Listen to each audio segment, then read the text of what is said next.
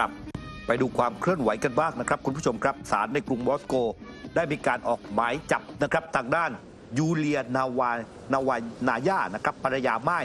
วัย 47 ปีของอเล็กเซย์นาวานีนะครับอดีตแกนนำฝ่ายค้านรัสเซียผู้ต่อต้านประธานาธิบดีวลาดิเมียร์ปูตินนะครับซึ่ง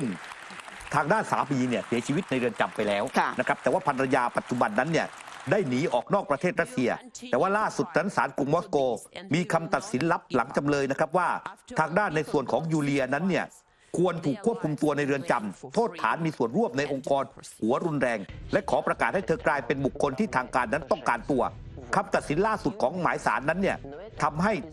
สามารถเนี่ยนะเธอจะถูกจับตัวได้ทันทีหากเดินทางกลับเข้าสู่ประเทศรัสเซียนะครับซึ่งทางด้านในส่วนของตัวเธอนั้นเนี่ยครับได้มีการแสดงข้อความผ่านแพลตฟอร์ม X นะครับว่าเมื่อคุณเขียนเกี่ยวกับเรื่องนี้โปรดอย่าลืมเขียนเรื่องสำคัญที่สุดนั่นคือวลาดิเมียร์ปูตินเป็นฆาตกรและอาชญากรสงครามที่เขาต้องอยู่ในคุกและไม่ใช่ห้องขังแสนสะดวกสบายพร้อมทีวีอย่างที่กรุงเฮกแต่เป็นคุกในรัสเซียในทันทนิคมเดียวกันและในห้องขังขนาด 2x3 เมตรแบบเดียวกับที่เขาใช้สังหารอเล็กเซ่นะฮะคือเธอบอกว่าการคำสั่งแบบนี้ที่ออกหมายจับเธอเนี่ยมันควรจะออกหมายจับปูตินด้วยและควรถูกขังเอาไว้เนี่ยคล้ายๆแบบที่สามีของเธอนั้นถูกควบคุมตัวและถูกขังก่อนหน้านี้จนเสียชีวิตในเรือนจำนั่นเองครับคุณผู้ชมนะคะไปที่สหรัฐอเมริกากันหน่อยนะคะเพราะว่าประเด็นเรื่องของการพัฒนาอาวุธหรือว่าหัวรบนิวเคลียร์นั้นเป็นประเด็นที่ถูกถกเถียงมาตลอดแล้วก็ก่อนหน้านี้กระทรวงกลาโหมสหรัฐเนี่ยมีการออกมายืนยันเรื่องของการพัฒนาขีปนาวุธ ICBM รุ่นใหม่แม้ว่าจะมีเสียงวิพากษ์วิจารณ์จากประชาชนแล้วก็รวมไปถึงสถาบันต่างๆส่งจดหมายให้กับโจไบเดนผู้นำของสหรัฐรัฐสภาหรือแม้กระทั่งนักวิทยาศาสตร์มีการเรียกร้องให้กระทรวงกลาโหมนั้นยกเลิกโครงการหัวรบนิวเคลียร์เพราะว่ามันมีราคาแพงต้นทุนสูงอันตรายและก็ไม่จำเป็นที่ต้องใช้เงินนับหมื่นล้านดอลลาร์สหรัฐในการสร้างอาวุธนิวเคลียร์ใหม่เกิดขึ้นแต่ว่าล่าสุดนะคะก็ยังคงยืนยันเหมือนเดิมว่าทางการของกระทรวงกลาโหมสหรัฐบอกว่าโครงการ ICBM ของ Seattle นั้นมีวัตถุประสงค์เพื่อนำมาทดแทนขีปนาวุธนิวเคลียร์มินิเมต3ที่มันเก่าแล้วแม้ว่าจำเป็นต้องมีการเพิ่มเรื่องของต้นทุนเพิ่มขึ้นเป็น2เท่าก็ตามขณะเดียวกันยังบอกได้ว่าเรื่องของกระบวนการในการตรวจสอบสิ่งที่ทางด้านของสหรัฐอเมริกาเขามีเขาเรียกว่าเป็นช่องโหว่ดันเคนเนดีหรือว่าพรบการอนุญาตด้านการป้องกันประเทศของสหรัฐปี 1982 คือถ้าเกิดว่าจะมีการจัดหาอาวุธใหม่เนี่ยจำเป็นต้องมีการตรวจสอบจากกระทรวงกลาโหมก่อนว่าต้นทุนประสิทธิภาพนั้นเหมาะสมหรือไม่ขณะที่ปลัดกระทรวงกลาโหมฝ่ายจัดซื้อค่ะวิลเลียมลาพาร์ตพูดถึงประเด็นเรื่องนี้ว่าเรื่องของต้นทุนเนี่ยทางหน่วยงานกลาโหมนั้นทราบเป็นอย่างดีแต่วันนี้จำเป็นต้องมีการพัฒนากองกำลังนิวเคลียร์ให้ทันสมัย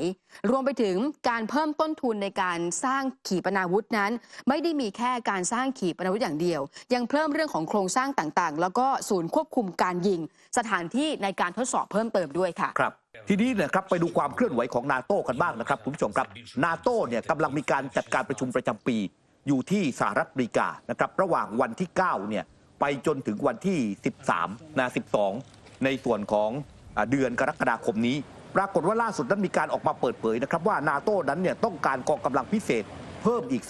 35-50 กองพันเพื่อดำเนินการตามแผนป้องกันการโจมตีจากรัสเซีย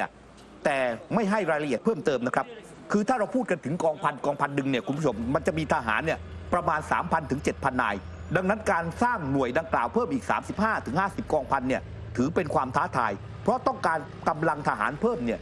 ราวๆ 200,000 ถึง 350,000 คนเข้ามาประจำการในการรับมือภัยคุกคามจากรัสเซียนะครับในการประชุมสุดยอดที่ลิทัวเนียเมื่อปีที่แล้วเนี่ยผู้นำนาโต้ก็เห็นพ้องกับแผนการป้องกันหลักครั้งแรกของกลุ่มในรอบกว่า 30 ปีและก็คาดว่าได้รับข้อมูลอัปเดตเกี่ยวกับแผนในกรุงวอชิงตันสัปดาห์นี้ในการประชุมสุดยอดเฉลิมฉลองครบรอบ 75 ปีของนาโต้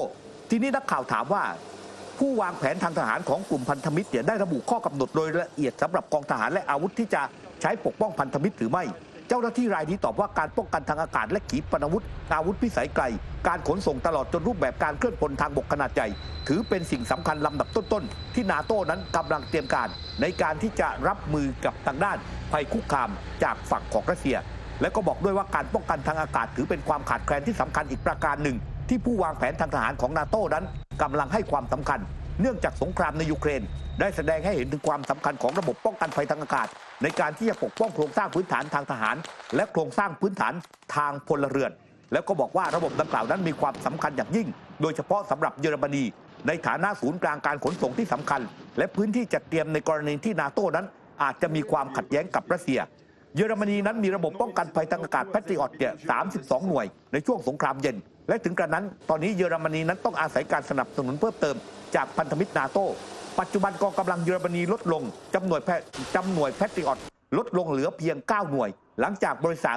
จาคไปให้กับยูเครนอีก3 หน่วยและรัฐบาลได้เริ่มสั่งซื้อระบบแพทริออตและระบบป้องกันภัยทางอากาศเพิ่มเติมเข้ามาในคลังอาวุธแต่ก็ยังไม่รู้ว่าจะได้เมื่อไหร่ครับขณะที่นอกรอบการประชุมสุดยอดนาโต้นะคะก็มีการประชุมอุตสาหกรรมทางทหารจากการเปิดเผยของเจคซัลลิแวนที่ปรึกษาด้านความมั่นคงแห่งชาติของสหรัฐเนี่ยบอกว่านาโต้เนี่ยจะมีการแต่งตั้งผู้แทนพิเศษด้านยูเครนโดยผู้แทนอาวุโสคนใหม่ของนาโต้ในยูเครนนั้นจะเป็นการเสริมสร้างความสัมพันธ์และก็ทำหน้าที่เป็นจุดศูนย์กลางในการมีส่วนร่วมของนาโต้